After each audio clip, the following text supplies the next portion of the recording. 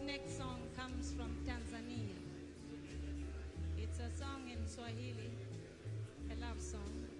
It simply says, Malaika nakupenda malaika, which simply means, I love you, my angel.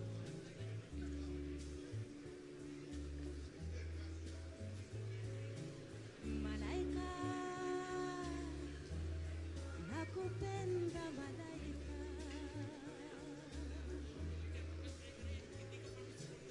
Malaika, nakupenda malaika. Ningekuoa badiwe. Ningekuoa dada. Nashindwa na mali sina we. Ningekuoa malaika. Nashindwa na mali sina we. Oh, ningekuoa malaika.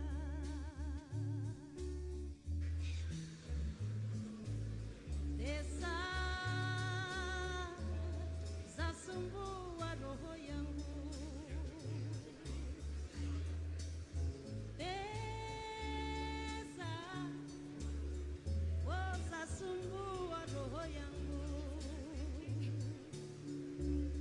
Nami nifanyeje? Kijana mwenzio, nashindana mali sina we. Ningekuoa malaika. Nashindana mali sina we. Oh, ningekuoa malaika.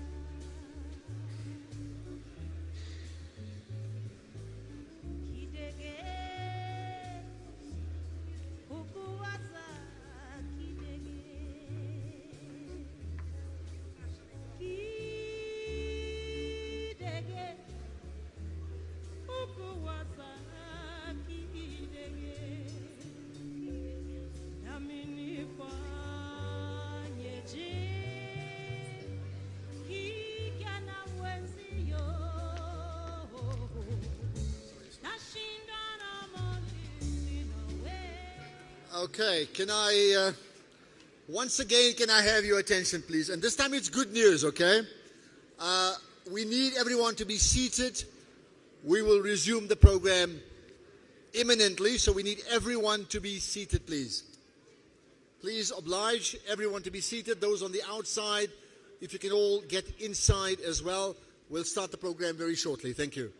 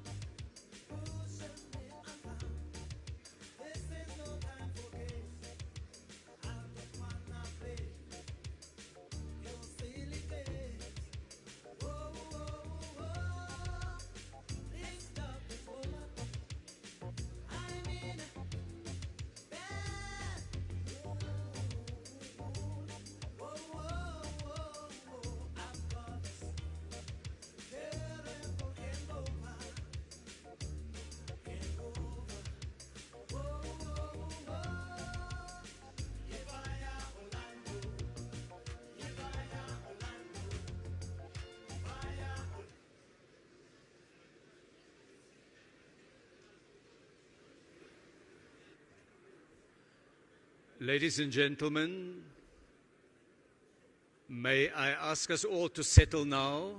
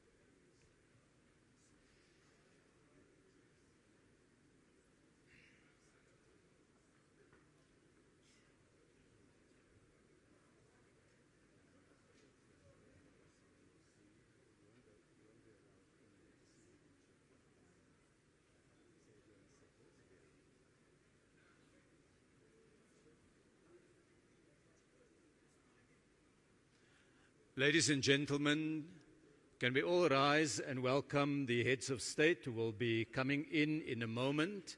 First, Deputy President of the Republic of South Africa. Deputy President, you are very welcome. Deputy President Paul Mashatile.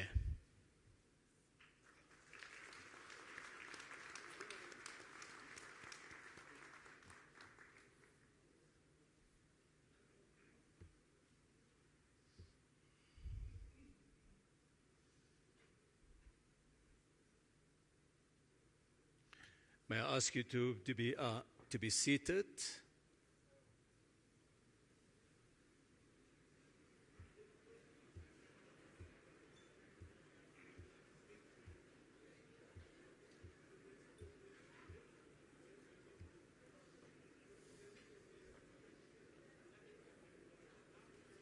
I just wanted to do the final check on the prompt for the president.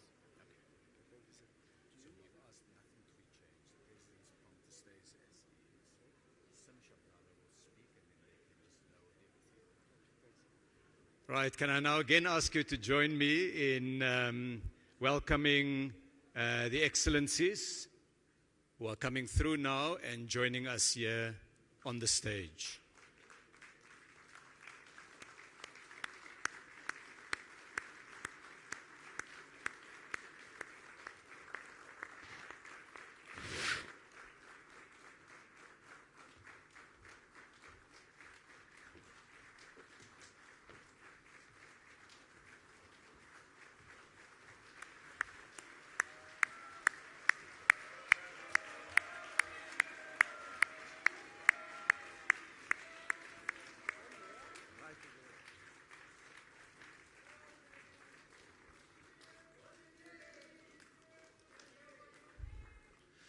Thank you very much. We may all be seated now.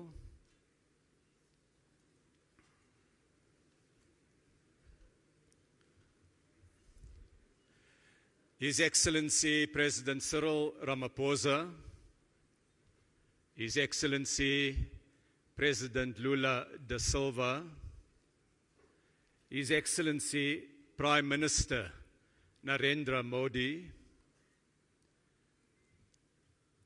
His Excellency Minister Wang Wentao, representing President Xi Jinping, Her Excellency Dilma Rousseff, President of the New Development Bank, His Excellency Deputy President Paul Mashatile, may I warmly welcome the Excellencies to this closing session of the BRICS Forum.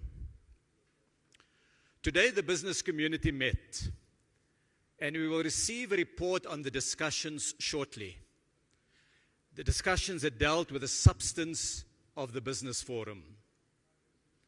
We will thereafter have the keynote addresses by the excellencies. Those remarks will be the main cause of the meal that we are about to serve. I will therefore confine my remarks as an appetizer to those addresses. I am reminded, dear friends, that it is through trading, through travel, and through dialogue that friendships and lasting relationships are built. And it is remarkable how connected our people, our histories, and our economies in BRICS are. We have more than 2,000 years of trading history between Asia and Africa, with trade delegations reportedly sent by the African pharaohs to India in the age of Ptolemy. More than 1,000 years ago, there was a community of people who lived in the southern part of the African continent, near the banks of the Limpopo River. They were manufacturers and traders. They were artists crafting the golden rhinoceros. They traded with the outside world, with India, Arabia, and China, selling ivory and gold, buying pottery from China and glass beads from Persia. They were the people of Mapungubwe. They traded with China during the Song dynasty. Later, During the Ming Dynasty, the great admiral Zhong He undertook voyages of discovery with a fleet of 300 ships and 28,000 crew, which traveled to the eastern part of the African continent. And they saw the great African trading cities of Sofala and Mogadishu and Mombasa, Africans trading with the world. The age of colonialism saw the first European settlements in South Africa as a refreshment station for the ships en route to India and the Spice Islands of Indonesia. Our histories converged as large land masses were colonized. Indian enslaved people were brought from the Malabar coast to South Africa in the 1600s and 1700s. And later in the mid-1800s, large numbers of Indian indentured laborers were brought to develop South Africa's our sugar industry, leaving a permanent mark in our demographic mix. And Mahatma Gandhi cut his political teeth here in South Africa. The age of colonialism saw too the start of the industrial scale transatlantic slave trade, taking captured Africans across the waters in crammed ships. And the modern state of Brazil emerged from that continent of the civilization of the Aztecs, the Mayas, and the Incas. And the spirit of Africa is alive in Brazilian culture, the warmth of its people, the music, and the samba that had its origins in Angola and Congo. And Russian history too contains connections. The great Russian writer Alexander Pushkin's great-grandfather was an African. Ibrahim Petrovich Ganibal, abducted from Cameroon, taken via Constantinople, and eventually taken to Russia, where he became a nobleman. During the struggle against apartheid, many South Africans stayed in Russia, in China, in India, and as with many other parts of the world, we received material assistance in the struggle for freedom in our land. And so we are connected by history, but not only by history. Today we look forward to matters relating to the future. Today's event is held in the industrial heartland of the African continent, an economy with major industrial strengths in traditional sectors, but also with technologies in the space and satellite economy, in the digital sector, in new green technologies, in advanced manufacturing. Ladies, gentlemen, friends, a major industrial exhibition is being held nearby at Gallagher Estate, showcasing products from more than 240 firms, with 20 other African countries participating, together with the 5 BRICS partners. I urge those who have not been there, visit it. We held a manufacturing forum which provided a platform for discussion on green industrialization, on electric vehicle and battery production, playing to Africa's strengths in critical minerals. Excellencies, today the business community spent the full morning in deep discussion about investment, about trade, and about technical cooperation. It is my pleasure, therefore, to invite Mr. Sim Shabalala, the CEO of the Standard Bank Group of South Africa, to summarize the main outcomes and give his reflections. And I invite Sim to take the podium. Please, you have the floor.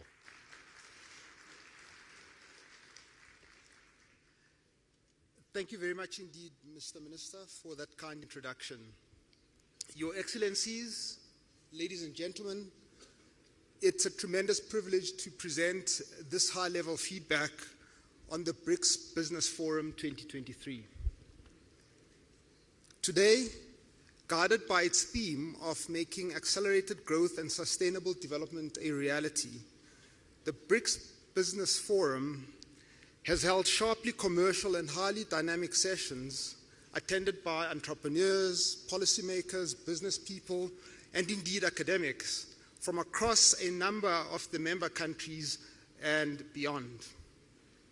Talking of commercial dynamism, as the Minister has alluded, it is very fitting that the BRICS Business Forum has taken place right here in Sandton, here in Johannesburg, the capital of Gauteng. Gauteng generates about 35% of South Africa's GDP, and a large proportion of that is generated right here. And it is generated by South Africa's sophisticated and successful large corporations, medium-sized enterprises, and indeed SMEs. This year, for instance, Standard Bank's analysts think that South African listed equities will deliver average earnings per share growth of between 15 and 20%. To put it in perspective, other emerging markets are looking at -3% for the same period. And talking of South African corporations, relationships, travel, history, and trade, in the words of Minister Patel, I had the good fortune, ladies and gentlemen, and great honor of speaking this morning on a panel with Chairman Chin of the State Grid Corporation of China, as well as Mr. Ricardo Santon, President of the Brazilian Association of Animal Protein. They spoke about climate change and renewables. Words cannot describe the profundity of that moment. As it happens, it was a South African bank, my employer, the Standard Bank Group, which was the sole financial advisor to the State Grid Corporation of China in its 1.8 billion rand acquisition of 100% ownership of 7 power transmission companies in Brazil in 2010. I mention this, admittedly, because it illustrates that South African corporate expertise and connections are an important part of making BRICS into an ongoing commercial reality. South Africa certainly has its fair share of challenges, and I would rate unemployment and inequality as the deepest and worst of these.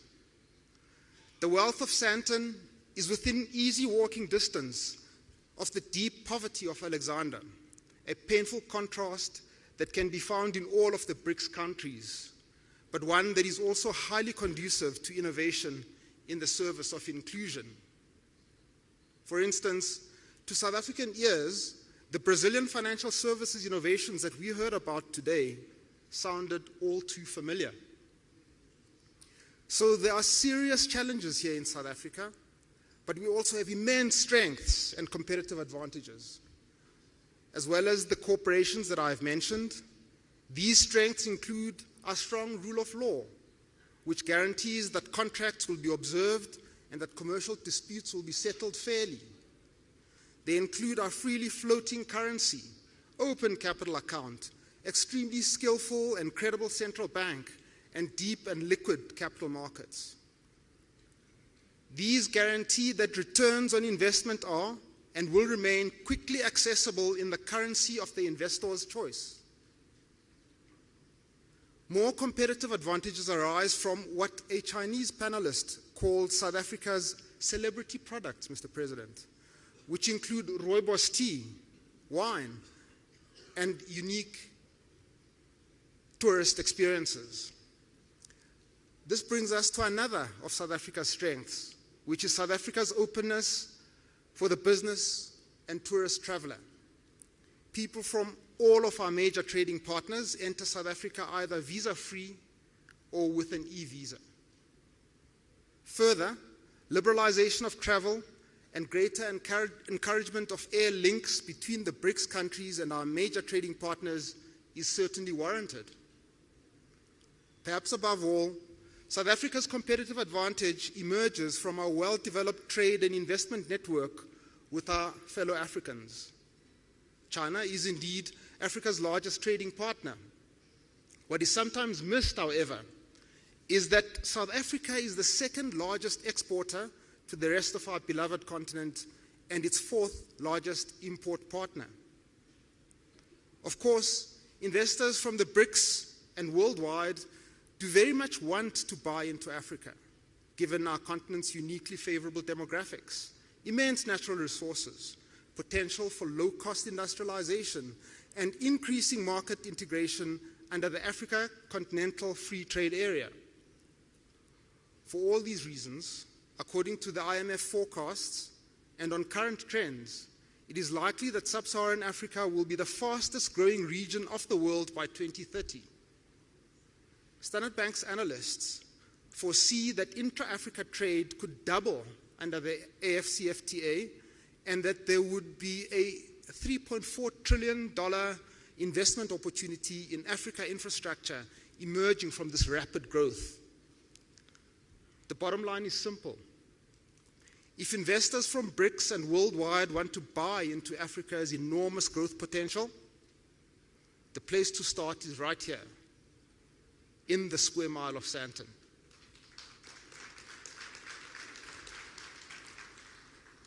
Today's discussions have examined current intra-BRICS trade and investment trends and explored tangible solutions to unlocking further trade and investment opportunities in the BRICS nations and worldwide.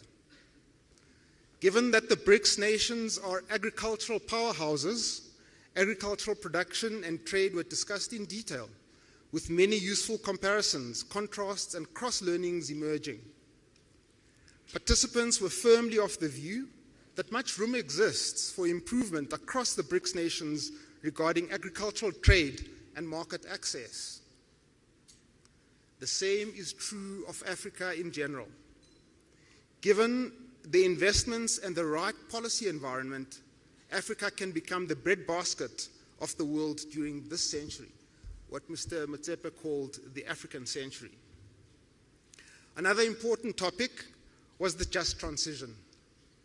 A participant argued, a just transition refers to shifting towards a sustainable and inclusive economy characterized by both social equity and environmental sustainability.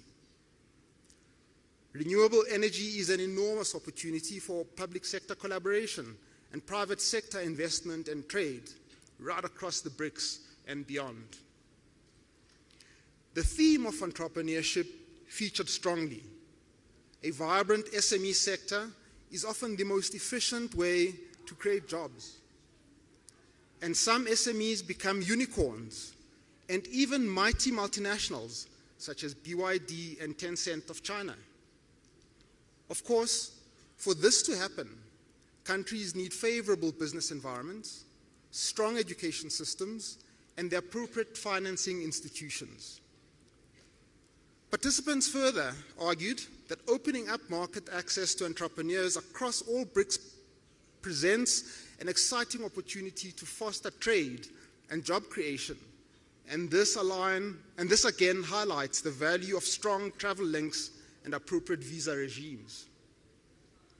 Within the general theme of entrepreneurship, there was much discussion of the role of fintechs, an area in which BRICS countries have already established a great deal of expertise and success. On finance for SMEs, participants pointed out correctly that startups are particularly vulnerable to sudden and sharp increases in interest rates. One of the roles for DFIs, therefore, is to provide concessional and patient capital for promising SMEs. Two essential preconditions for a financial system that is able to support both micro-enterprises and lower-income households are the democratization of data and universal access to a stable and credible form of identification. India has led the developing world on both access to data and ID, as has Brazil. In Africa, Kenya's rapid and sustained growth has also been powered by a significant pioneering use of mobile phone to create universal access to finance. The forum discussed the international payment system in some detail. From an African point of view, a highlight of this conversation was the discussion of the Pan-African payment system, which has immense potential to stimulate trade and growth by increasing the spend and certainty and reducing the costs of cross-border payments in Africa. Participants also debated the question of whether a BRICS currency is possible or even desirable, with strong views expressed both for and against, with little consensus being reached. Seen from a banker's perspective, the debate would probably progress more fruitfully if the discourse maintained a sharper conceptual distinction between international payments on the one hand and reserve currencies on the other. For example, and as the example of the PAPS illustrates, under certain circumstances it may be possible to simplify international trade and the attendant payments using a collection of domestic currencies without any reference to any international reserve currency. It's also important to be realistic about the necessary characteristics of an international reserve currency. These include being a currency issued by a central bank with very high credibility in the implementation of monetary policy, being the currency of a state or supranational entity with an equally strong track record of fiscal policy and meeting its debts, being freely available in large quantities in many jurisdictions, and full convertibility at all times. This set of characteristics cannot be quickly wished or agreed into existence, but can only emerge over a multiple of years as a track record of impeccable credibility and very wide use is built up.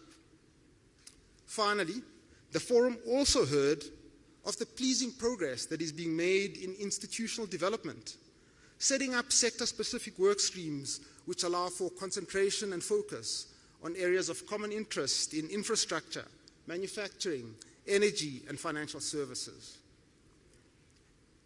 In conclusion, today's discussions have been a very useful step in further unlocking the immense potential for trade and investment amongst the BRICS member countries. Thank you ever so much for your attention.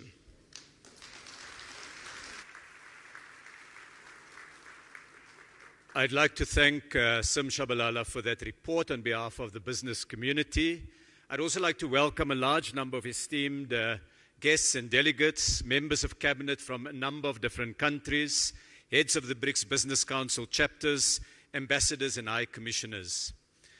It's now my pleasure to invite the President of the Republic of South Africa, our host, who has inspired us with a vision of Africa and her place in the world. Please welcome His Excellency, President Cyril Matamela Ramaphosa.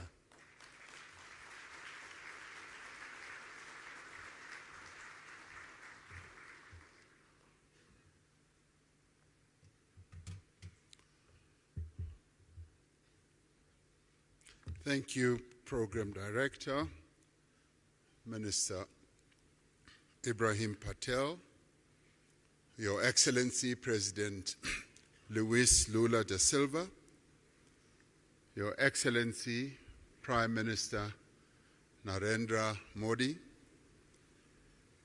Honorable Ministers and business leaders, and Your Excellency President of the New Development Bank, Ms. Dilma Rousseff.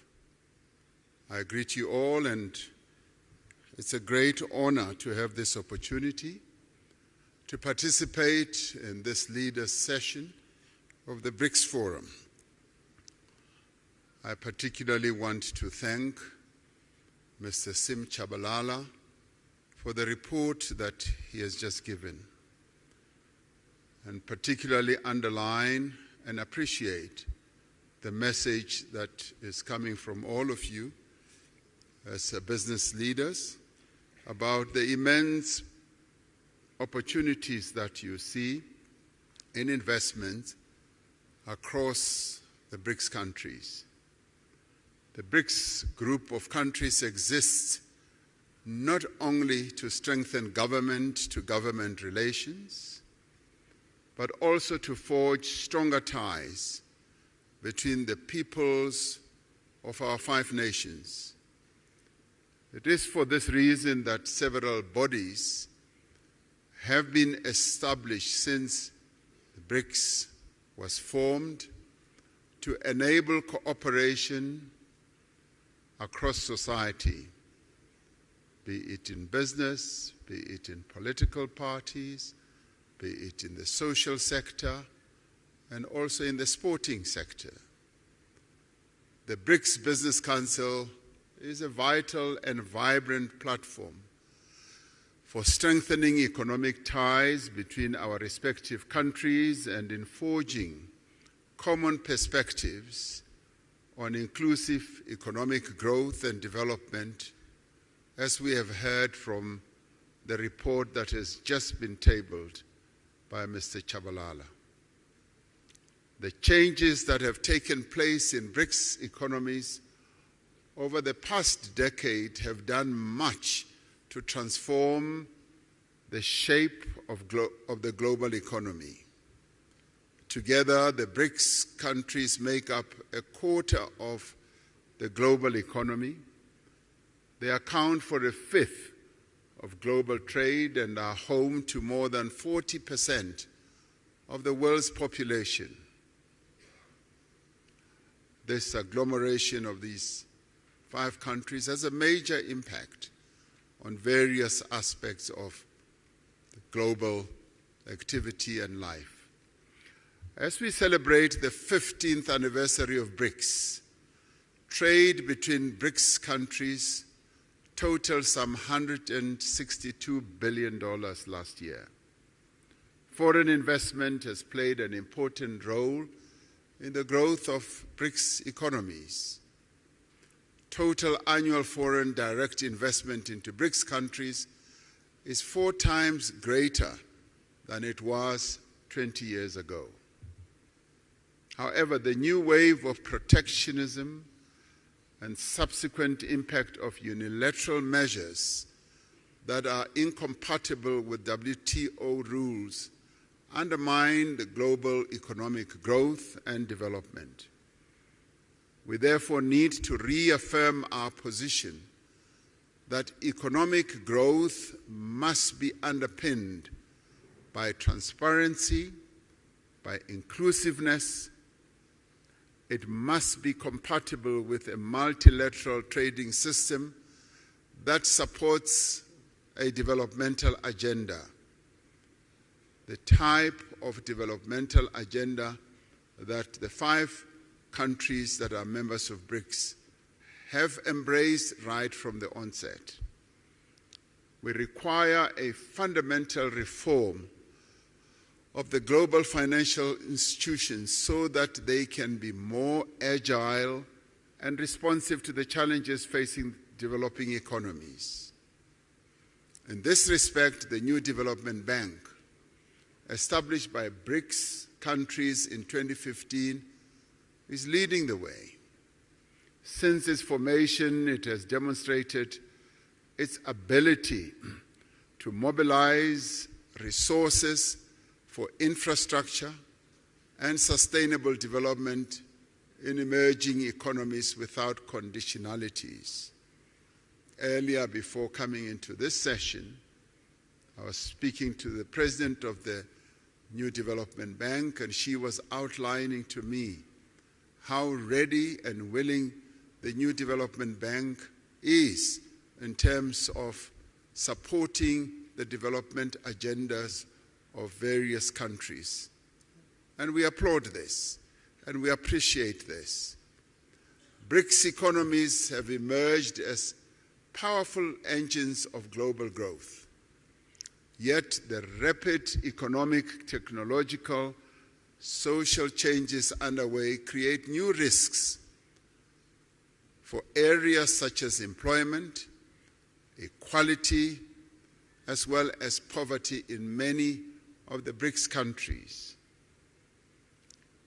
It is quite heartwarming to hear you as business people, as one listened to Mr. Chabalala's report, also focusing on issues such as poverty reduction and elimination, and inequality as well. It isn't often that you hear such very positive and forward-looking messages from the business community.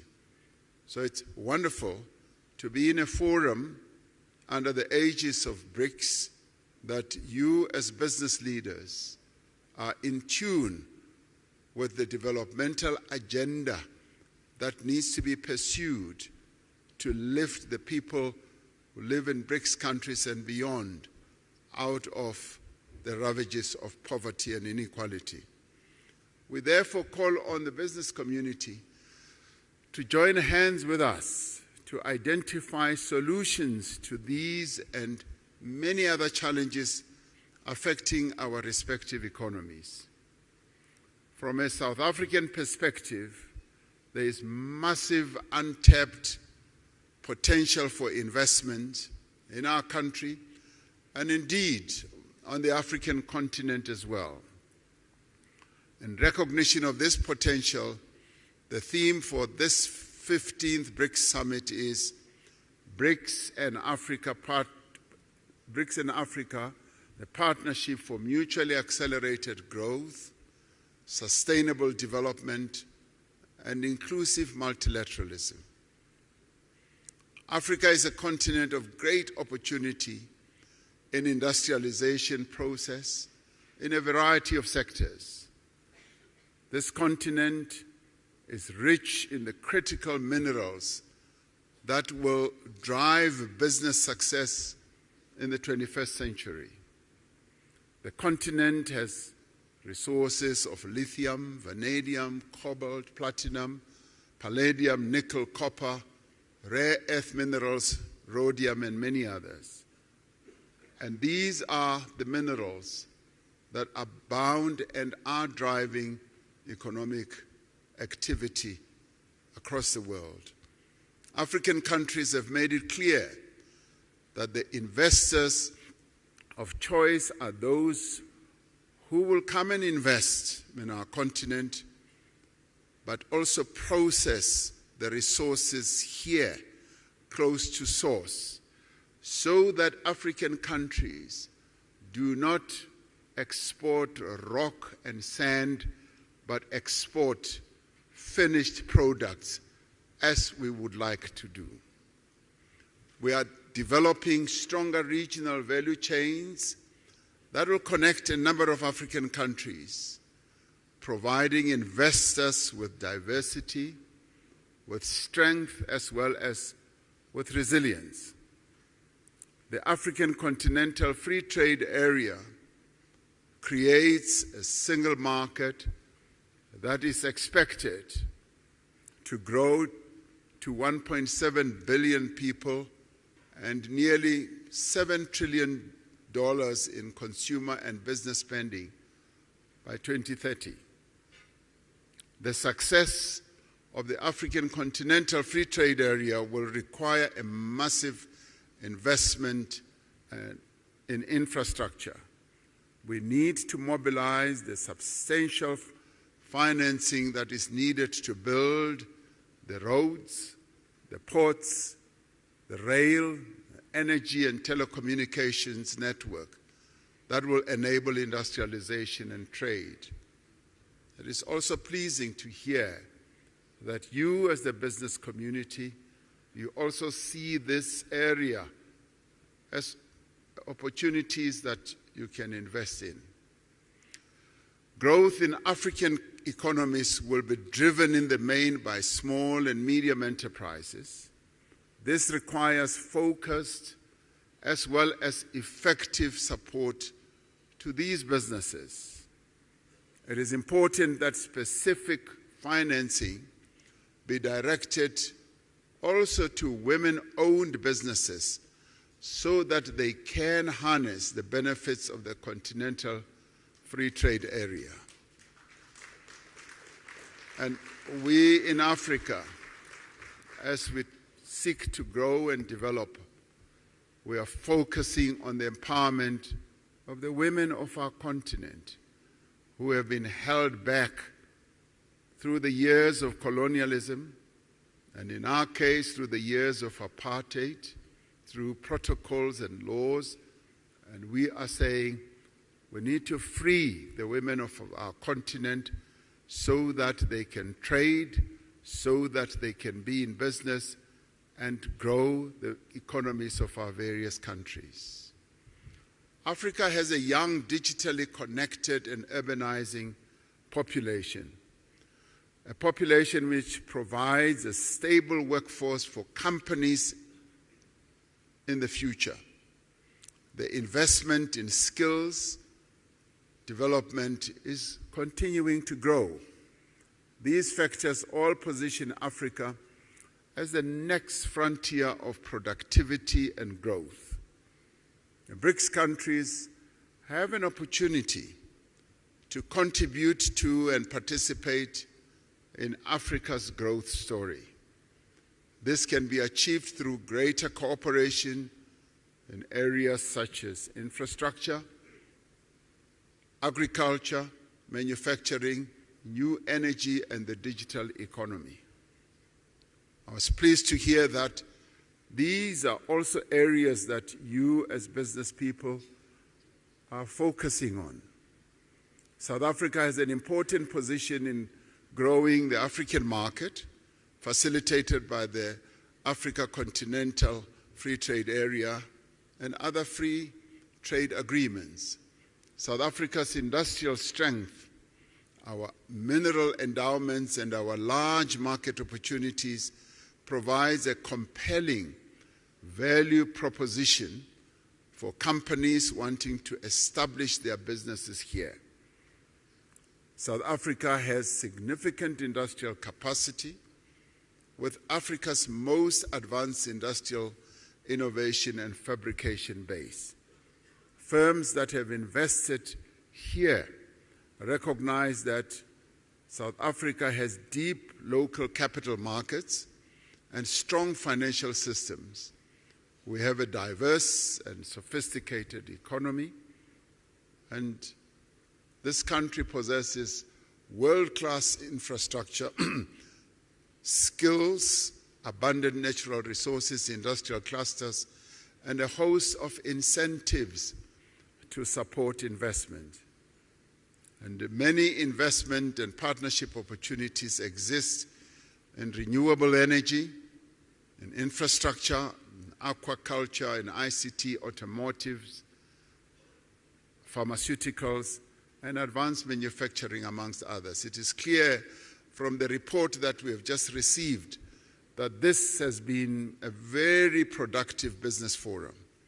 And I'd like, as I end, to commend the BRICS Business Council, the respective ministers from the BRICS countries and officials, and all business leaders who have made a meaningful contribution for the success of this business forum, and to have all of you, almost 1,500, I'm told, to have this, what I see as a very successful business forum. I sincerely hope that your participation in this BRICS Business Forum will yield the productive outcomes that are required for us to catapult BRICS economies towards a more equitable and accelerated growth. In 2 hours or so, the BRICS leaders will sit together in a retreat to discuss a number of BRICS-related matters, and one of those is the expansion of BRICS.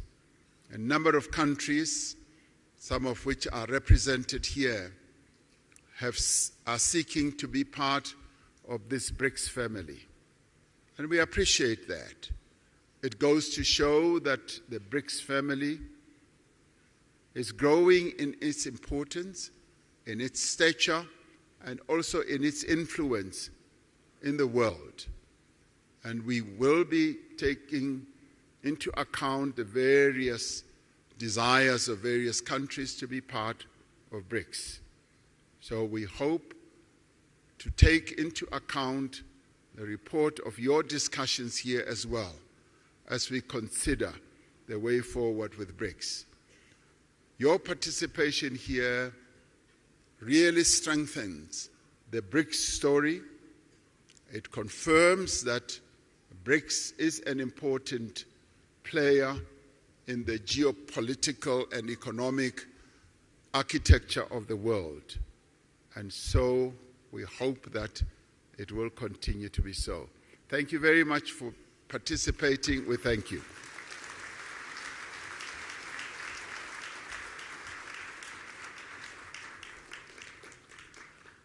Thank you very much, Mr. President, for those remarks. It is now my pleasure to invite the President of the Federative Republic of Brazil, His Excellency President Lula da Silva, to take the podium. Please join me in welcoming the President.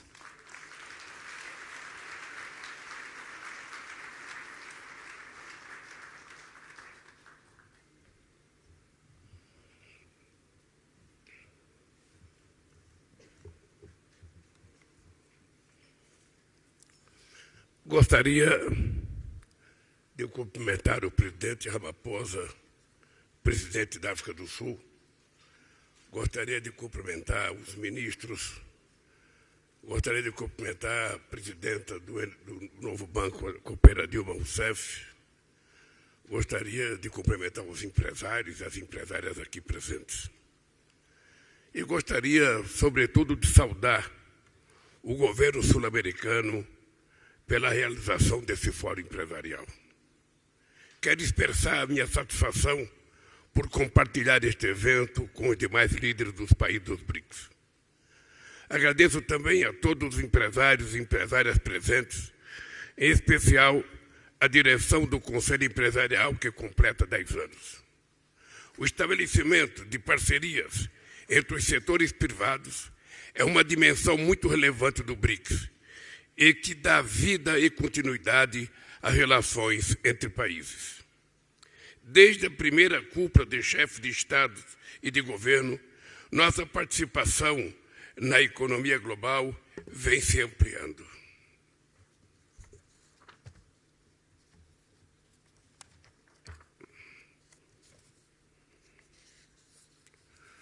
Já ultrapassamos o G7. Respondemos por 32% do PIB mundial em paridade de poder de compra. Projeções indicam que os mercados emergentes em desenvolvimento são aqueles que apresentarão maior índice de crescimento nos próximos anos. Segundo o FMI, enquanto os países industrializados devem desacelerar seu crescimento de 2,7% em 2022 para 1,4% em 2024, o crescimento previsto para os países em desenvolvimento é de 4% nesse próximo período. Isso mostra que o dinamismo da economia está no sul global e os BRICS é sua força motriz. O estoque de investimento externo direto dos BRICS no Brasil cresceu 167%. Foreign stock increased 370% between 2022 and 2029 and 2022, and then today almost 400 companies from the bloc operate in Brazil. After the 6 years of standing still, Brazil is going to create quality jobs again. It's going to fight poverty again and will increase the income of Brazilian families. 2 weeks ago, I presented the new PAC Growth Acceleration Program. The plan provides for resuming suspended projects, accelerating ongoing projects, and also selecting new projects. It is a comprehensive program with many opportunities that may be of interest of investors from BRICS countries. We hope to mobilize $340 billion for modernizing our logistics infrastructures with investments in motorways, railways, waterways, ports and airports. We will also give priority to the generation of solar and wind power, as well as biomass, ethanol and biodiesel. We have immense potential for generating green hydrogen. We shall establish partnerships between government and the business community in all areas through concessions, public-private partnerships and direct contracts. In order for investment to grow again and drive development, we need to ensure more credibility, predictability and legal certainty, as well as political and social certainty for the private sector. For this reason, I have advocated the idea of greater financial integration where we could have a new reference unit which would not replace our national currencies. The financing needs, the unmet financing needs of developing countries remains high. The lack of a substantial reform from traditional financial institutions limit the volume and the credit modes offered by existing banks. The decision of establishing the new development bank represented a milestone in effective collaboration among emerging economies. Our joint bank must be a global leader in the financing of projects that address the most pressing challenges of our time. By diversifying payment sources in local currencies, increasing its partner network and its membership, NDB constitutes a strategic platform to promote cooperation between developing countries. In this strategy, engagement with the African Development Bank will be central to this. At the multilateral level, the BRICS stood out for being a force that works in favor of a fairer, more predictable, equitable global trade. We cannot accept a green neocolonialism that imposes trade barriers and discriminatory measures under the guise of protecting the environment. As of December, Brazil will hold the G20 presidency. The presence of 3 BRICS members in the G20 Troika will be a great opportunity for us to move forward on issues of interest to the Global South. We already have South Africa's participation, but the group's representativeness may be increased with the entry of the African Union and other countries of the continent.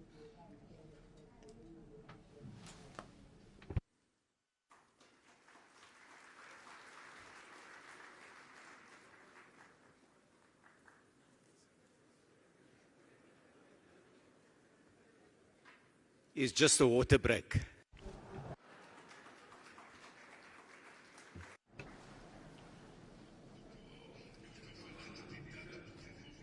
I've been talking about developing, and then suddenly, I missed the main important source of life, water.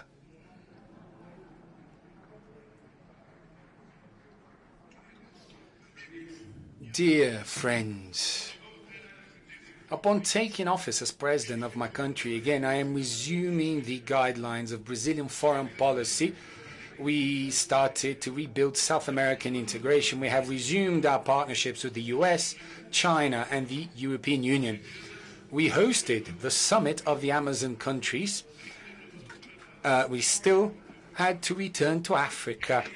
It is unacceptable that in 2022, Brazil's trade with Africa has dropped by 1/3 when compared to 2013, when it was almost $30 billion. Trade flow with Africa still corresponds to only 3.5% of Brazil's foreign trade. Our trade agreement network is still in its infancy. Existing agreements with Southern Africa and Egypt date from my second term. Today, over 65% of Mercosur exports to Africa went to African countries with which there is no agreement in force. There is plenty of room to grow. In addition to a past that unites us, we also share a common vision of the future. In my first 2 terms, the African continent was a priority for Brazil. I have made 12 trips to Africa and have been to 21 countries. Brazil is back on the continent where it should never have left. Africa has vast opportunities and enormous potential for growth. To discuss the relaunch of trade with the continent, Brazil brought together the heads of the trade promotion sectors of all our representations in African countries here in Johannesburg last June. Africa is building an ambitious free trade zone project 54 countries, 1.3 billion people with over $3 trillion in GDP in this continent, which is the youngest in the world from an age perspective and will be the most popular by 2100, offers countless opportunities for Brazilian products such as food and beverages, oil, iron ore, vehicles and iron and steel manufacturers.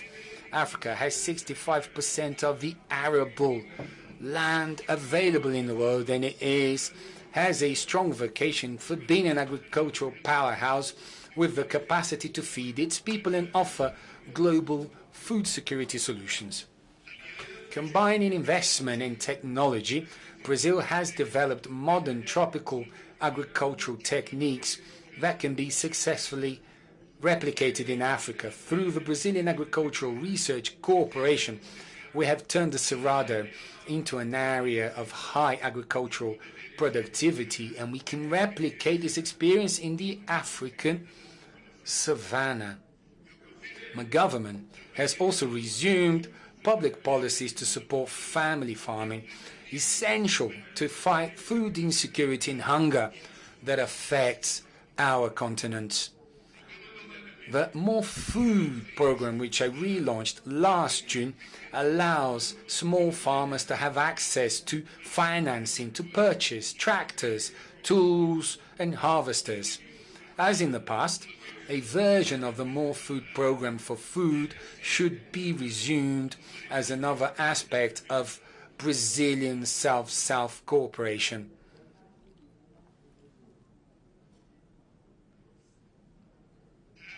Africa is also at the heart of the digital and energy transitions.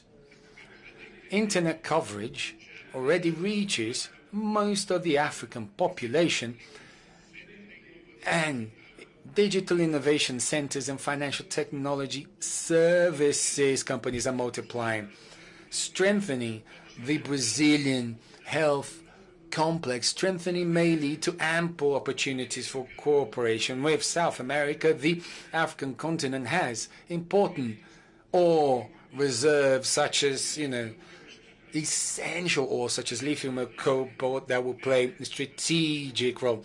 So that we do not remain as exporters of primary products, we must make the most of this opportunity to forge an integration of our production chains and add value to the goods and services that we produce in a sustainable manner. Africa is the region of the world that emits the least amount of greenhouse gases. However, this does not mean that it does not have to face the most perverse consequences of global warming, such as droughts, floods, fires, and cyclones. Brazil and many African countries have comprehensive plans to renew their energy mixes. We share the responsibility of caring for tropical rainforests and preserving biodiversity. We share the common concern of fighting the desertification process. Environmental and ecosystem services provided by rainforests to the world, they must be paid for in a fair and equitable manner. Social diversity products can generate jobs and income and offer alternatives to the predatory exploitation of natural resources.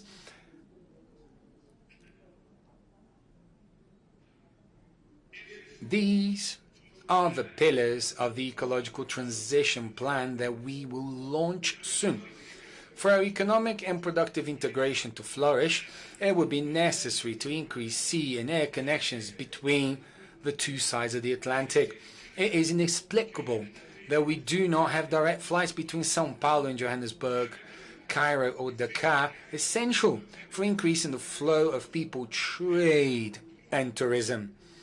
Therefore, I believe it to be very important the proposal made by the BRICS Business Council of establishing a multilateral agreement of air services for the group with the main national transport and aviation authorities from the countries. Very relevant proposal because the BRICS have a unique chance of shaping the global development path. You, business people, you're part of this effort Together, our countries make up a third of the global economy. This relevance will grow with the admission of new full members and dialogue partners. Collaboration between the public and private sector is vital for harnessing this potential and achieving lasting results. Thank you very much and good luck.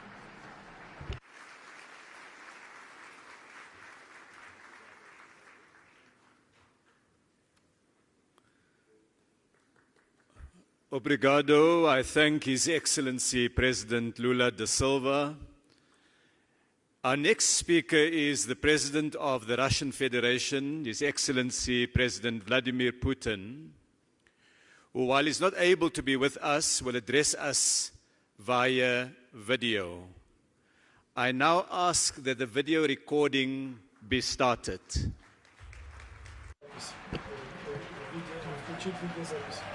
Dear President Ramaphosa, ladies and gentlemen, dear friends, I'm pleased to greet the government and business representatives, experts and industry specialists who have gathered to this meeting of the BRICS Business Forum. I would like to note that holding such business forums on a regular basis, along with the systematic work of the BRICS Business Council, which brings together top businessmen and heads of major companies of the 5 countries, plays an immense practical role in promoting mutual trade and investments, enhancing cooperation ties, and expanding direct dialogue among business communities, and thus effectively contributes to accelerated socio-economic growth of our states and achievement of sustainable development goals. It is important that this forum focuses on such pressing issues as the post-pandemic economic recovery of the BRICS states, improvement of citizens' well-being, industrial modernization, development of efficient transport and logistics chains, stimulation of equitable technology transfers. These challenges and complex tasks have to be dealt with amidst the increasing volatility in stock, currency, energy, and food markets, coupled with strong inflationary pressures stemming from, inter alia, the irresponsible large-scale money emission by a number of countries seeking to mitigate the effects of the pandemic, which has led to the accumulation of private and public debt. International economic situation is also seriously affected by the illegitimate sanction practice and illegal freezing of assets of sovereign states, which essentially amounts to the tramping upon all the basic norms and rules of free trade and economic life, norms and rules that not so long ago seemed immutable. Resource shortages, increased inequality, rising unemployment, and aggravation of other chronic problems of the world economy are the direct consequences. Prices for food, basic agricultural products, and crops have skyrocketed, and it is the most vulnerable, poor countries that are hit hardest. Importantly, and in this circumstance, the BRICS states have stepped up their interaction, and our joint work to ensure economic growth and sustainable development brings concrete, tangible results. More and more joint projects are launched. Mutual trade is growing, industry contracts are expanding. Above all, our cooperation is based on the principles of equality, partner support, and respect to each other's interests. And that is what is the core of our association's forward-looking strategic course. the course that reflects the aspiration of the larger part of the international community, so-called global majority. The figures speak for themselves. Over the last decade, mutual investments among BRICS states have increased sixfold. The overall investment in global economy have doubled, and their total exports have reached 20% of the world's exports. As for Russia, the trade volume with the BRICS partners has increased by 40.5% and reaching the record of 230, even more than 230 billion. And the first half of this year, it grew by 35.6% as compared with the same period in 2022, and it reached $134.7 billion. I would also like to point out that the share of the BRICS countries, with their population totaling more than 3 billion people, now accounts to nearly 26% of the global GDP. And our 5 countries are ahead of G7 in terms of purchasing power parity, with 35.1% against 30% forecast for 2023. The objectives and irreversible process of de-dollarization of our economic ties is gaining pace. We are working to fine-tune effective mechanisms of mutual settlements and monetary and financial control. As a result, the share of US dollar export and import operations within BRICS is declining. Last year, it was only 28.7%. In fact, this summit is to discuss the entire range of issues related to the transition to national currencies in all areas of economic cooperation between our 5 nations. The new BRICS Development Bank, which has already become a credible alternative to existing Western development institutions, has a great role to play in these efforts. It is only natural that enhancing connectivity and creating new resilient transport routes has become a shared priority in cooperation between our 5 countries. In this context, the BRICS Business Council's initiative to elaborate modern intermodal logistics solutions and develop railway transport corridors is of particular importance. For this part, Russia actively works to redirect its traffic and logistics flows to reliable foreign partners, including BRICS states.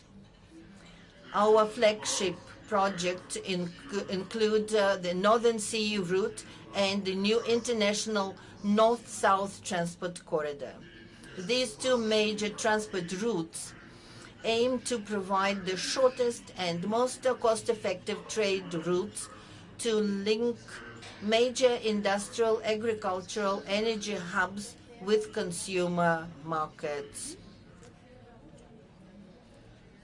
With regards to the Northern Sea route, I would like to emphasize that Russia has already adopted and launched a large-scale, multi-year plan to develop its infrastructure. We intend to build fuel terminals, hub ports, to ensure connections with the road and rail transport. Icebreaking fleet is expanding, first of all by commissioning nuclear-powered vessels that have no analog in the world. As for the North-South transport corridor, it will connect Russian ports of the Northern Seas and the Baltic and with offshore terminals in the Persian Gulf and Indian Ocean, thereby providing opportunities to increase cargo transportation between Eurasian and African countries. Besides, this will certainly give impetus to developing new industrial, trade, and logistics facilities along those routes. Russia stands for greater cooperation within the BRICS on reliable and uninterrupted supplies of energy and food resources to the world markets. We are consistently increasing supplies of fuel, agricultural products, and fertilizers to countries of the global south and making a significant contribution to strengthening global food and energy security, addressing acute humanitarian issues, and fighting hunger and poverty in the countries in need. All these issues in particular were discussed in depth at the recent Russia-Africa summit. For example, last year, trade in agricultural products between Russia and African states grew by 10% and amounted to $6.7 billion. In January-June this year, it increased by another record 60%. Our country is and will remain a responsible supplier of food to the African continent. Russian grain exports to Africa amounted to 11.5 billion tons in 2022 and almost 10 million tons in the first 6 months of 2023. And this is despite the unlawful sanctions imposed on us that seriously hinder the export of Russian food products and complicate transport, logistics, insurance, and bank payments. Russia is being deliberately obstructed in the supply of grain and fertilizers abroad, and at the same time we are hypocritically blamed for the current crisis situation in the world market. This has been clearly seen in the implementation of the so-called grain deal, concluded with the participation of UN Secretariat and initially aimed at ensuring global food security, reducing the threat of hunger, and providing aid to the poorest countries. We have repeatedly drawn attention to the fact that in a year under the deal, a total of 32 million tons of cargo has been exported from Ukraine, of which over 70% have reached high and upper middle income countries, including the European Union, first of all, and only about 3% have gone to the least developed countries, less than 1 million tons.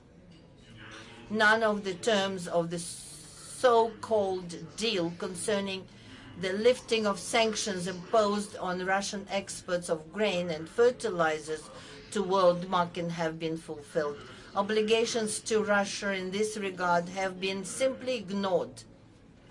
Even our free transfer of mineral fertilizers blocked in European ports have been obstructed.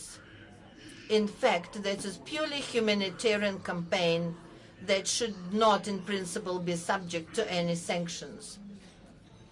With these facts in mind, since 18 July, we have refused to further extend the so-called deal, and we will be ready to get back to it, but to get back only if all obligations to the Russian side are truly fulfilled.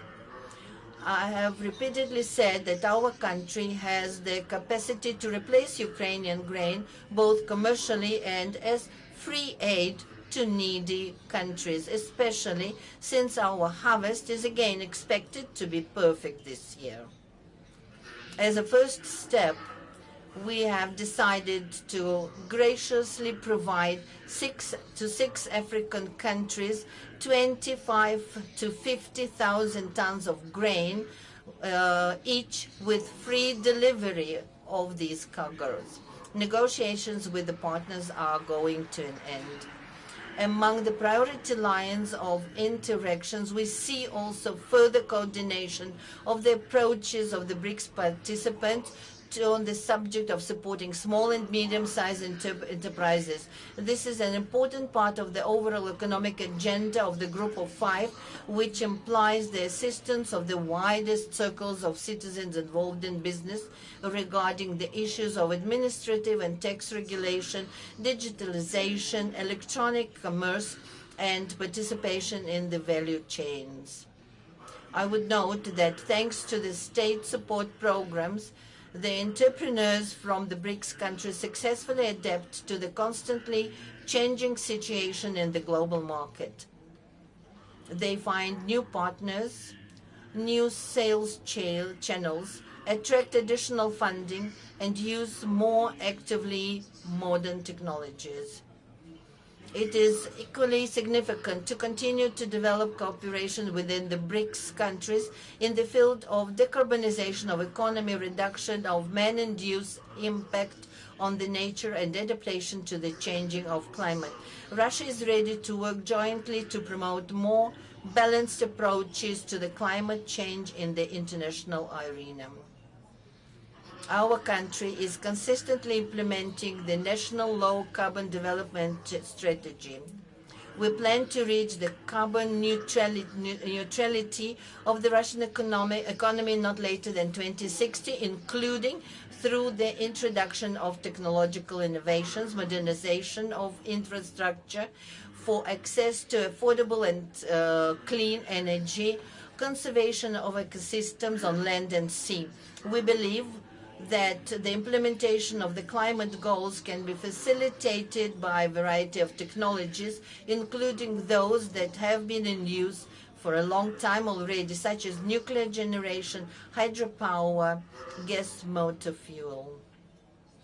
To sum it up, I would like to reiterate that the multifaceted partnership and cooperation within the BRICS is not only makes a significant contribution to ensuring sustainable growth of our states, but also generally promotes the healthy global economy and successful achievement on the global development goals and targets set by the UN to fight poverty, expand people's access to quality health care, eradicate hunger, and improve food security.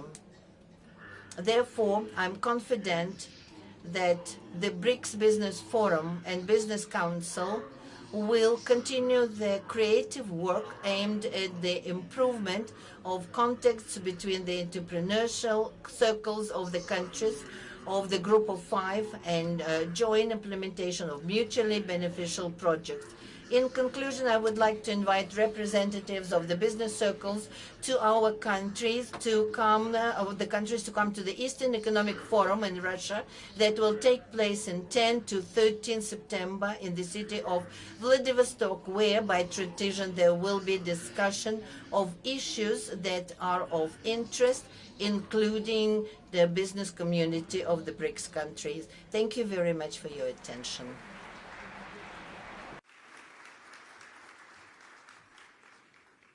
Spasibo. I thank the President for his remarks. It's now my pleasure to invite the Prime Minister of the Republic of India, His Excellency Prime Minister Modi, to take the podium. Please join me in welcoming the Prime Minister.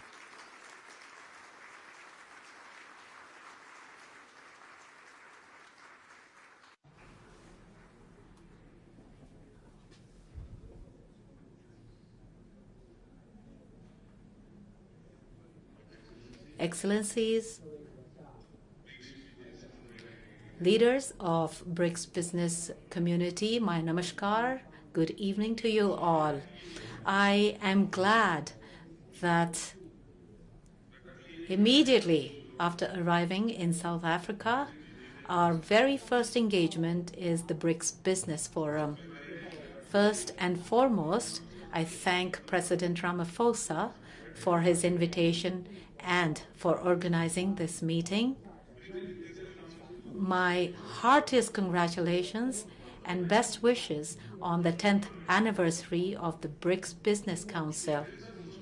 In the last 10 years, the BRICS Business Council has played a vital role in enhancing our economic cooperation. In 2009, when the first BRICS summit was held, the world was just coming out of a massive financial crisis. At that time, BRICS emerged as a ray of hope for the global economy. In the present times also, amongst the COVID pandemic, tensions, and disputes, the world is dealing with economic challenges. In such times, once again, the role of BRICS countries is important. Friends, despite volatility in global economy, India is the world's fastest growing major economy. Very soon, India will become a $5 trillion economy. There is absolutely no doubt that in the coming years, India will be the growth engine of the world. And the reason for this is that India has converted crises and difficulties into opportunities for economic improvements. In the last few years, we have carried out reforms in mission mode, and these reforms have helped in continuously improving ease of doing business in India. We have also reduced the compliance burden. We have removed red tape and instead laid the red carpet. There has been a boost in investor confidence due to introduction of GST and the implementation of the Insolvency and Bankruptcy Code. Areas such as defense and space that were considered restricted have today been opened up for the private sector. We have laid special focus on public service delivery and good governance. By leveraging technology, India has taken a massive leap towards financial inclusion. The maximum benefit of this has reached our women in rural India. Today, with one click, millions of people in India get direct benefit transfers. So far, more than $360 billion of such transfers have been made. This has increased transparency in service delivery and reduced corruption and middlemen. India has the cheapest per gigabyte cost. Today, in India, from street vendors to large shopping malls, all use UPI, that is, the Unified Payments Interface. Today, India is the country with the highest number of digital transactions in the world. Countries like UAE, Singapore, France are also joining this platform. There are several possibilities of working on this with BRICS countries also. The large-scale investment being done on infrastructure in India is changing the country's landscape. In this year's budget, we have kept a provision of approximately $120 billion for infrastructure. By way of this investment, we are laying a strong foundation for a new India of the future. Rapid changes are coming into effect in all areas of railways, roads, waterways, and airways. Today, in India, new highways are being constructed at a speed of 10,000 kilometers per year. The number of airports has doubled in the last 9 years.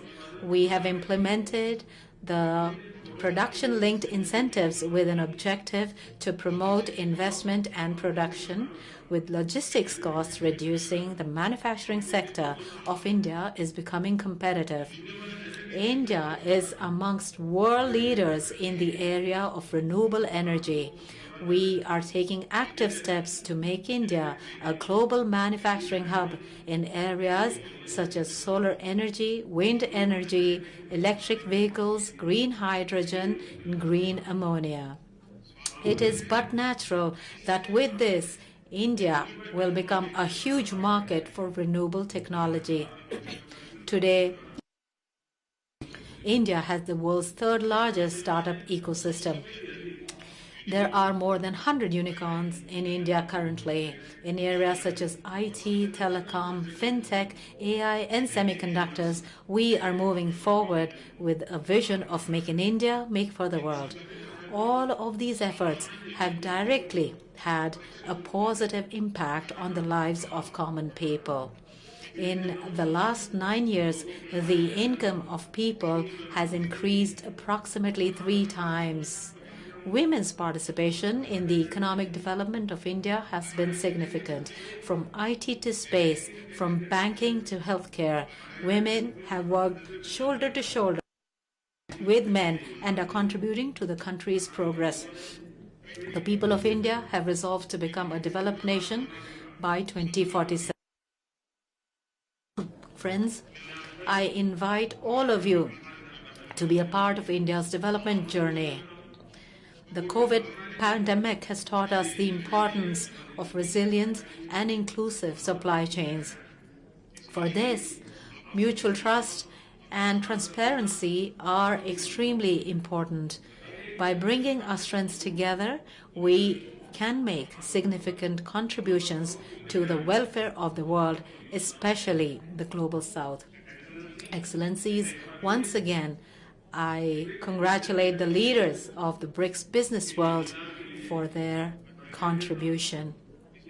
I also thank my friend, President Ramaphosa, for his excellent arrangements for this meeting. Thank you very much.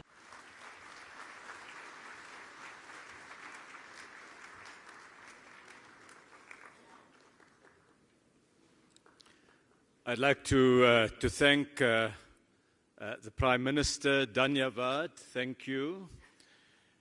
We now have a statement by His Excellency President Xi Jinping, President of the People's Republic of China, which will be delivered by Mr. Wang Wentao, the Minister of Commerce of the People's Republic of China.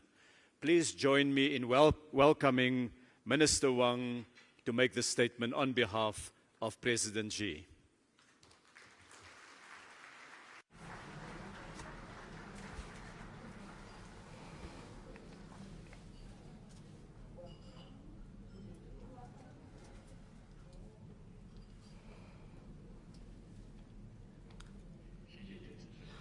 Thank you, Minister Patel.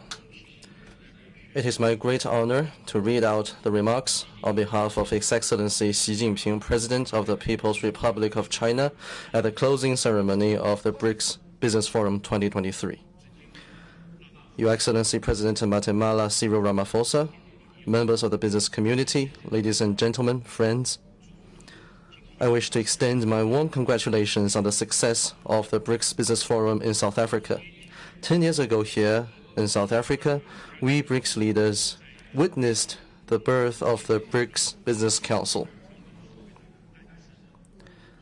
Since then, the Council has stayed true to its founding mission.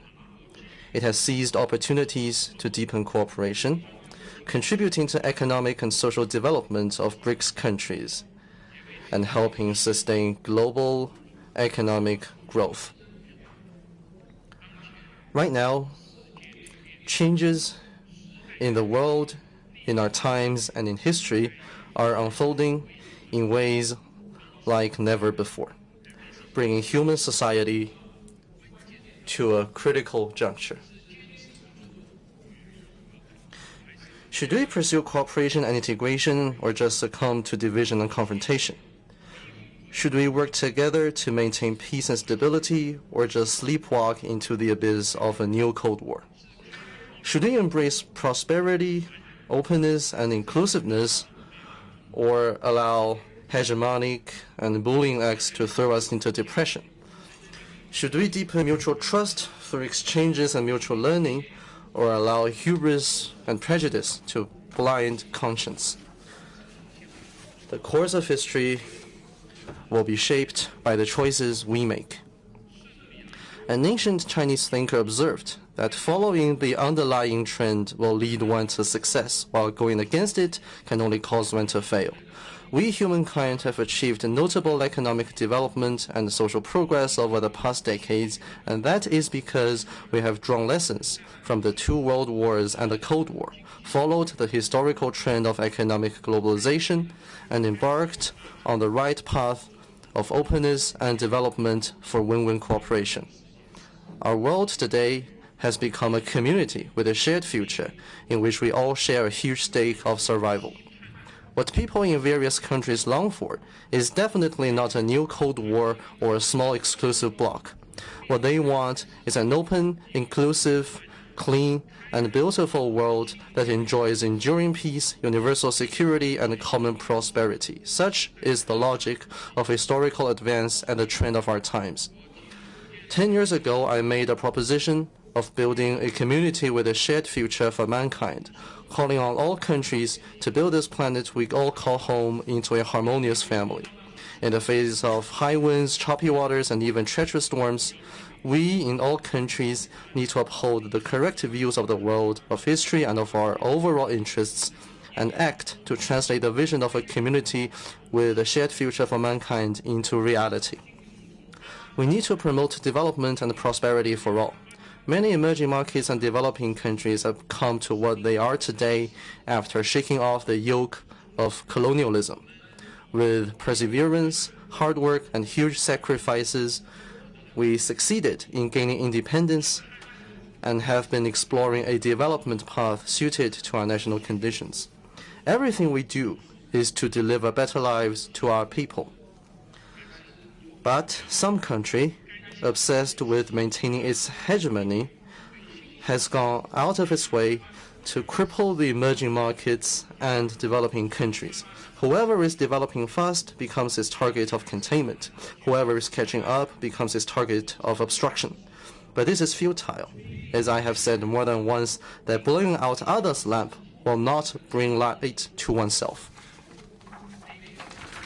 Every country has the right to development, and the people in every country have the freedom to pursue a happy life.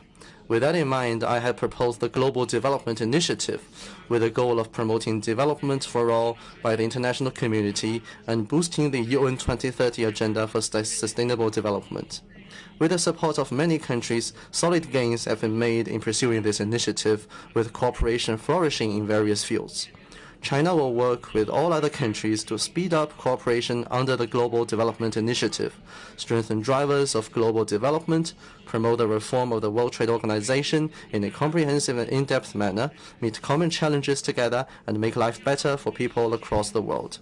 We need to achieve universal security. Recent years have seen a turbulent world. Many countries and regions are plagued by wars and conflicts, and many people are displaced. Members of the international community share the pressing hope to eradicate the root cause of conflicts and wars and find a fundamental way to realize enduring peace and security globally. Facts have shown that any attempt to keep enlarging a military alliance, expand one's own sphere of influence, and squeeze other countries' buffer of security can only create security predicament and insecurity for all countries. Only a commitment to a new vision of common, comprehensive, cooperative, and sustainable security can lead to universal security.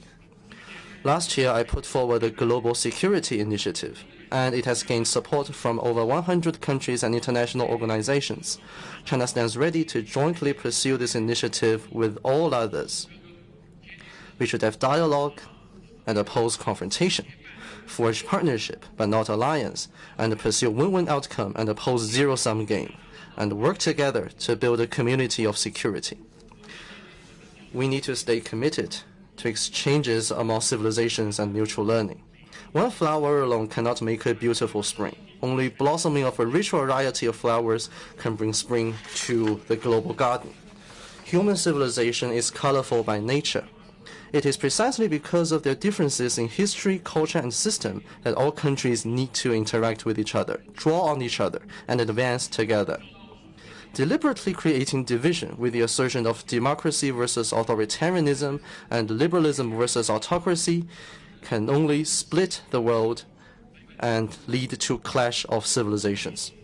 I've put forward the Global Civilization Initiative, calling for promoting diversity of global civilizations, the common values of humanity, and people-to-people and cultural exchanges and cooperation. China welcomes all other countries to get involved in cooperation under this initiative. We should encourage different civilizations to bring out their best and flourish together. We should break barriers to exchanges and renew human civilization. Ladies and gentlemen, friends, as an ancient Chinese philosopher observes, change is the nature of the universe. The collective rise of emerging markets and developing countries represented by BRICS is fundamentally changing the global landscape. Emerging markets and developing countries have contributed as high as 80% of global growth in the past 20 years, and their share in the global GDP has increased from 24% 40 years ago to more than 40%. Just as a line in the Chinese poem reads, "No mountains can stop the surging flow of a mighty river." Whatever resistance there may be, BRICS, a positive and stable force for good, will continue to grow. We will forge stronger BRICS strategic partnership, expand the BRICS Plus model, actively advance membership expansion, deepen solidarity and cooperation with other emerging markets and developing countries, promote global multipolarity and greater democracy in international relations, and help make the international order more just and equitable. The gathering between BRICS countries and more than 50 other countries in South Africa today is not an exercise of asking countries to take sides, nor an exercise of creating bloc confrontation. Rather, it is an endeavor to expand the architecture of peace and development. I'm glad to note that over 20 countries are knocking on the door of BRICS. China hopes to see more joining the BRICS cooperation mechanism.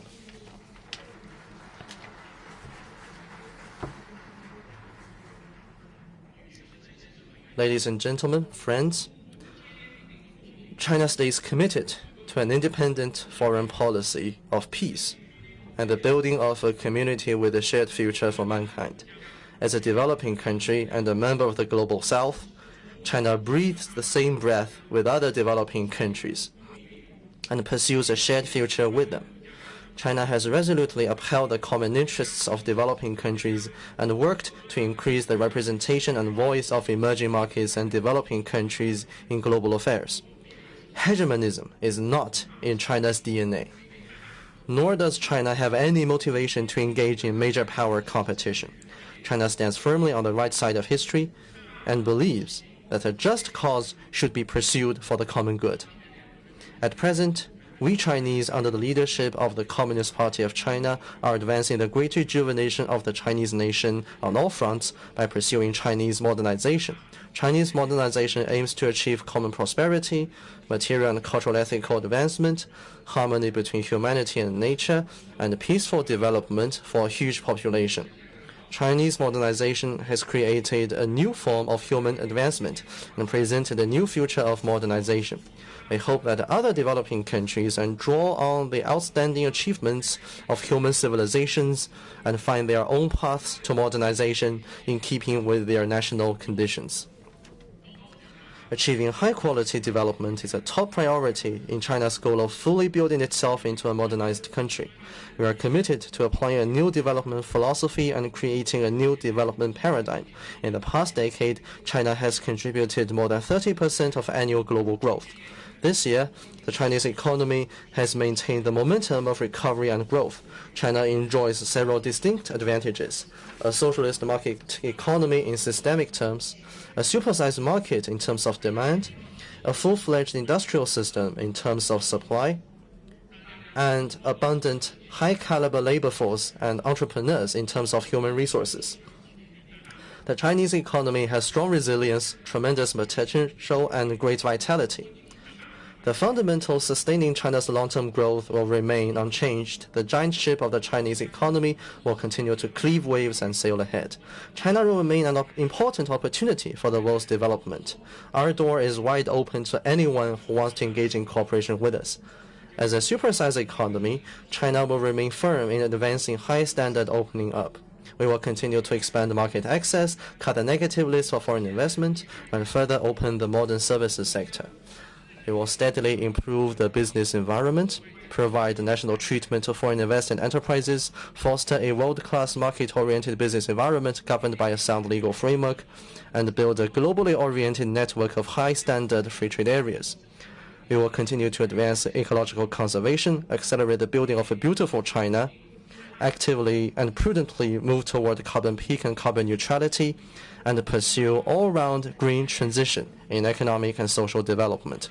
Going forward, as it endeavors to achieve modernization for its more than 1.4 billion people, China will surely contribute even more to the global economy and provide even more opportunities for the global business community.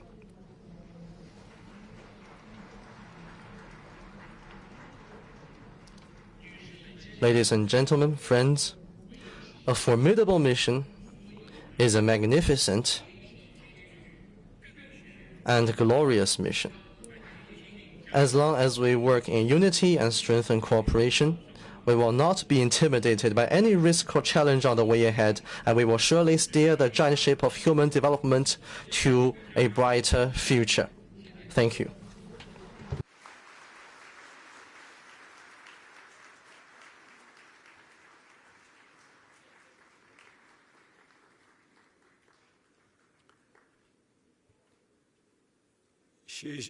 Xi, I wish to thank President Xi Jinping for his remarks and to Minister Wang for delivering it on His Excellency's behalf. We've now heard the views of 5 heads of state, views representing more than 40% of the world's population. Their Excellencies too have heard the reports from the business community of the discussion you have had today. Ladies and gentlemen, this brings us to the close of this session. I want to thank very sincerely the heads of state, their Excellencies, for the time, for the insights, and for the comments that they've made. The heads of state will leave the stage now, and we say farewell to them as they proceed to their next meeting in what will be a busy few days. I ask that you join me in saying thank you to them as they take leave of absence from us.